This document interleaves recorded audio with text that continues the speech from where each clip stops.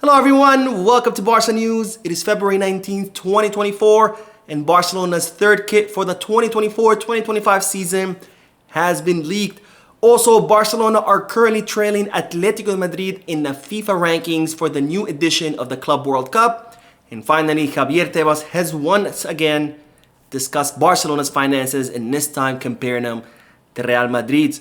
We have a lot to discuss, so let's begin.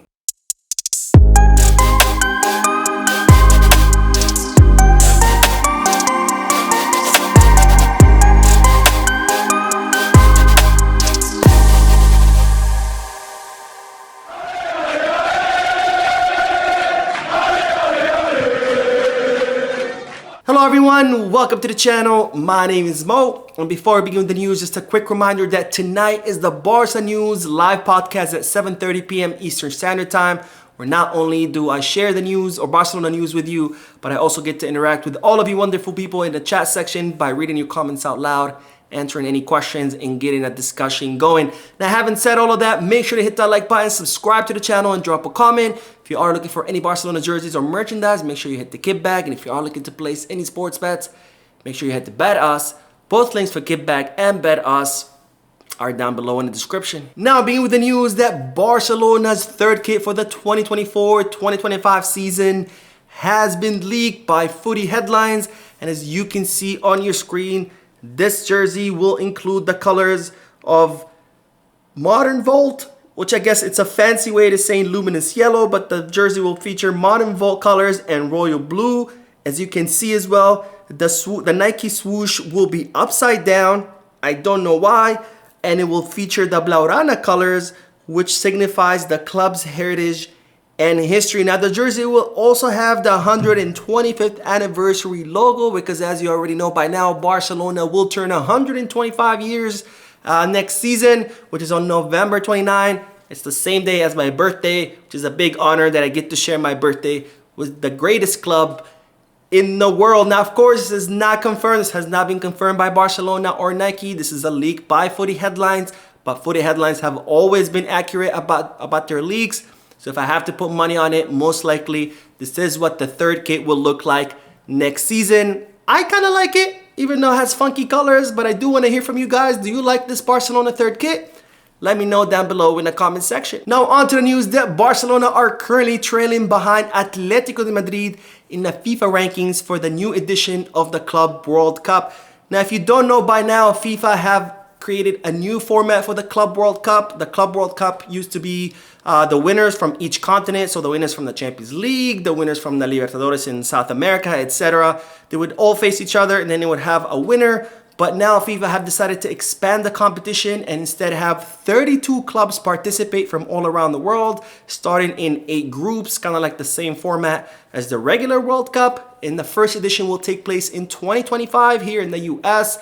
Seems like this new edition will take place every 4 years, and it's going to be 1 year before the World Cup, and it will take place in the country that's set to host the World Cup the following year. So since the World Cup will be hosted in Canada, the US, and Mexico in 2026, the Club World Cup will be in the US in 2025, and clubs will qualify to this competition based on FIFA rankings. And right now, Barcelona are not qualifying because they are trailing Atletico de Madrid. Now, you might ask, what does Barcelona have to do to qualify to this Club World Cup?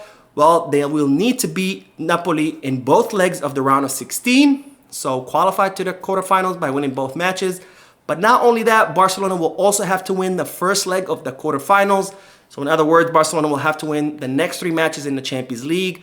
But that's not all, because Atletico Madrid are going to have to lose both legs against Inter Milan. Now, if Atletico Madrid win or tie against Inter Milan, then Barcelona are going to have to qualify to the semifinals of the Champions League in order to beat Atletico de Madrid and qualify to the Club World Cup. Now, you might ask, how exactly do these rankings work? Well, they work based on achievements in the Champions League.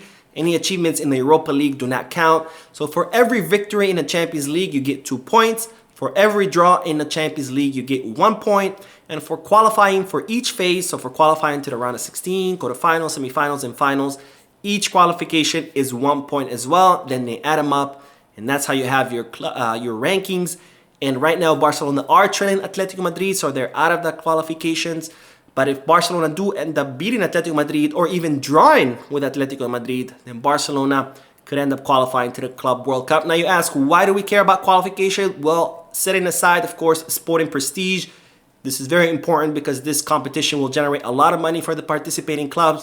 So Barcelona need to qualify for this in order to make that extra revenue, because any extra revenue will, of course, accelerate our financial recovery. And speaking of Barcelona's finances, La Liga's president Javier Tebas has talked about Barcelona's finances yet once again. Of course, we've all gotten accustomed to it by now, where whenever Javier Tebas has a microphone in front of him, he has to talk about Barcelona.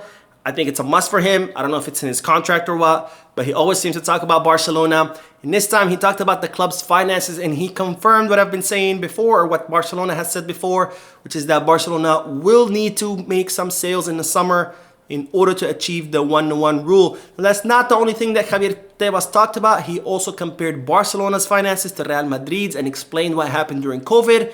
And in regards to that, Tebas said, Barcelona has always had the habit of going to the maximum of the salary cap imposed by La Liga. The COVID-19 pandemic came.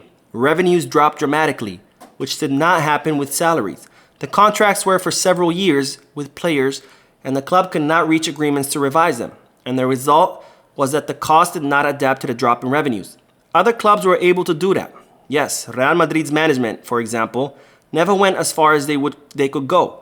They were more cautious, and that gave them space to control the situation when the crisis happened. So Javier Tebas explaining one of the reasons why Barcelona got in so much financial trouble, because for many years under Bartomeu, Barcelona were always right there at their wage limit.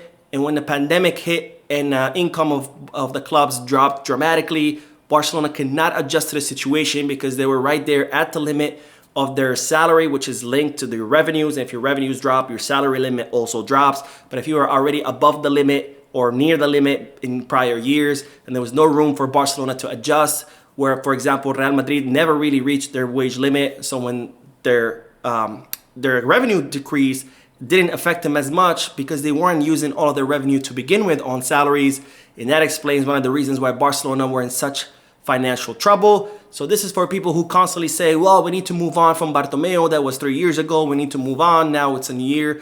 Well, the fact is that we can't, because Bartomeu did so much damage to the club that we're still dealing with it until today. I wish we could move on, but unfortunately we can't. I mean, just recently I reported about that tax fine that Barcelona are going to have to pay, around 32 million euros.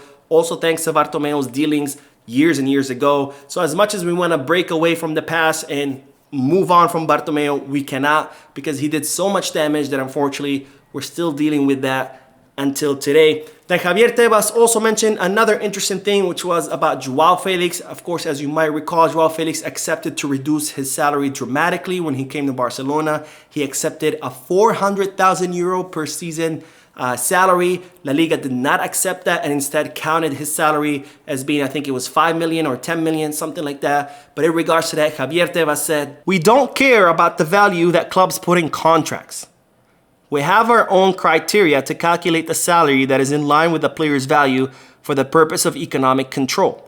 Of course, we were surprised that a big player like Joao Felix could get that salary. It was too low, and so we decided to raise it to the amount that seemed more realistic to us. Now, this is absolutely shocking words to be Javier Tebas openly saying, we don't care what clubs are paying their players. We're still going to calculate it however much we want. This is absolutely mind-blowing. No wonder La Liga is failing. No wonder all the talent is escaping to other leagues.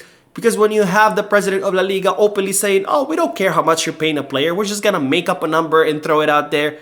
It's absolutely mind-boggling. You know, imagine going to apply for a loan and they ask you for your income and you say, I don't know, I'm making 100,000 a year, and the bank says, I don't care how much you're making. I'm gonna pretend you're making $10,000 a year. So therefore, you're rejected. You cannot qualify to this loan because I'm just gonna make up whatever income you're making, even though that's not the income you're actually making. Can you imagine that in the real world?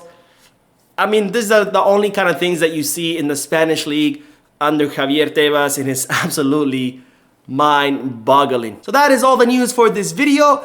Don't forget, we do have the live podcast at 7:30 p.m. Eastern Standard Time, so I'll see you there. If you did like the video, however, make sure to hit the like button. Also, drop a comment down below giving me all your thoughts and opinions about all the news that I share with you. And finally, make sure you subscribe to the channel so you can stay current on all the latest news in regards to our beloved club, FC Barcelona. Thank you for watching. I will see you in the next video, and as always, Visca Barça.